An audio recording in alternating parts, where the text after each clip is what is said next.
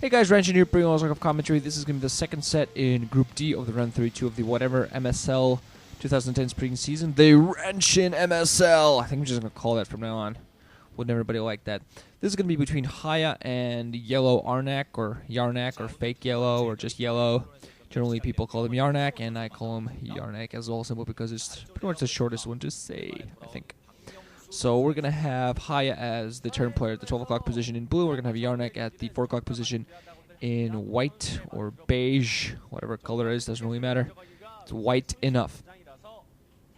It's going to be on Triathlon, the funky new map, and I really don't really know about the map yet. Don't really know what to expect, which race is supposed to take advantage, because it's whatever a standard map, or a sort of a standard map. I can usually look at the map and think, oh, okay, look, these are elements on the map that this race should be able to abuse, but I look at the all the funky factors that they add to this one with the eggs and all that, and I kind of get thrown out of loop, so I don't really know what to expect. So we're going to see how this evolves and how the races start playing off.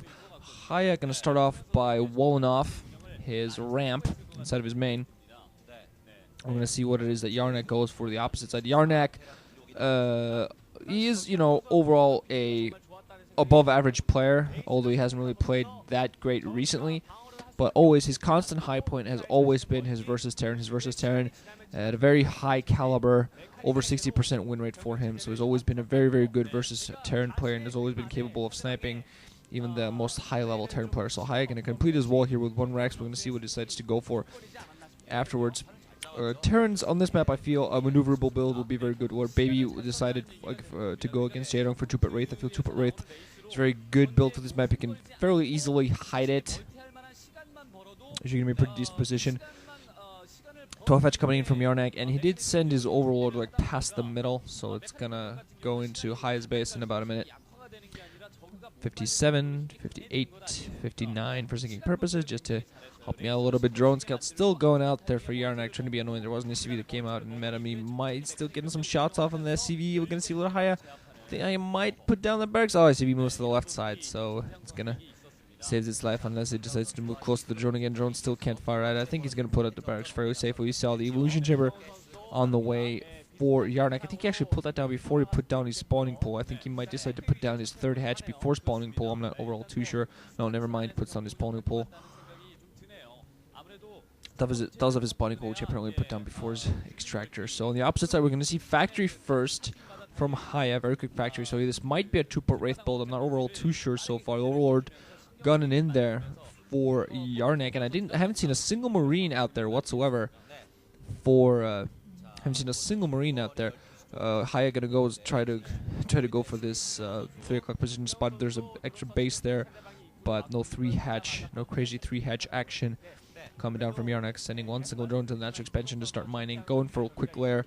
So we're gonna see this might be a 2-base lurker build. He's not really adding a production hedge. Might be a 2-base muta build, but I'm not overall too sure. It looks more like he might be going for 2-base lurkers and gonna try to rush and hope to catch HiyA off guard.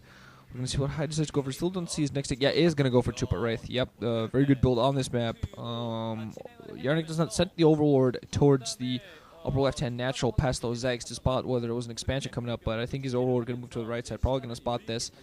So Arnc, as soon as he scouts this, he's gonna be forced to switch to something else, perhaps. Sunken Colony coming up the front, so the Vulture that's coming out here for HiyA is not really going to be able to accomplish much at all, but at the very least, forcing the Sunken Colony, if nothing else. Marine out there, milling out, he's going to start firing on the Overlord, but, yeah, Arnc allows that. Yeah, probably would have had to sack that Overlord to get the scout, not wanting to do that, so he's going to force the Overlord, and he still doesn't know this is coming his way. It's going to be very important if he's going for lurkers. Still don't see the Hydra. Still don't see the Hydra then on for him. If he's going for lurkers, it's going to be very important for him to get a large number of Hydras and just get this up. But he might be in a lot of trouble. If he is indeed going for Spire, he might still get enough Scourge out there to make this, to be able to fight this back. But he's going to need to get Overlord speed pronto. Let's see. Still, is he getting? Just not getting a second yet. Is getting a Hydra Den and a Spire at the same time. So this might be. Not all too sure, since he's assuming this is a mech build, I think, so he might be going for Hydras alongside some Scourge. I'm not overall too sure what it might be said. I still don't think he has still don't know exactly what he's going to go for. I still don't think he has a Scout. set it as base, so it might preemptively go for a couple. Yeah, now knows about those Wraiths. We're going to pick it off their wards, then instantly going to go and try to get as much harassment done as humanly possible. Control tower was up, or on the way up anyway, so we're all going to be seeing Cloak. But these Wraiths might actually accomplish quite a bit before anything's out there to defend. Okay, the initial first Hydra's out there, so he's at the very least going to try to produce as many Hydras as possible, try to summarize them. But these Wraiths, if microed properly, they could still do a lot of damage for HiyA here. Just has to run around, micro, pick off one drone, might even pick off some Overlords, just micro those Wraiths around with only one Hydra there, picks off an Overlord with only one Hydra there. It's not really enough to defend against those Wraiths. Wraiths going to be able to run around and do as much damage as needed. Control tower blinking, so Cloak is on the way. More Wraiths coming in, so he's going to be able to harass pretty heavily with this, but he's going to want to expand. He's going to want to harass and expand as he does so, building up his economy because he doesn't really want to stay off one base for too long.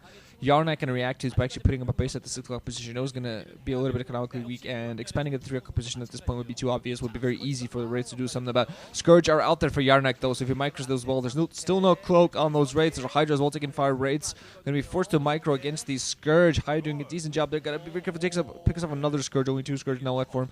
Hydra's actually falling out a little bit there.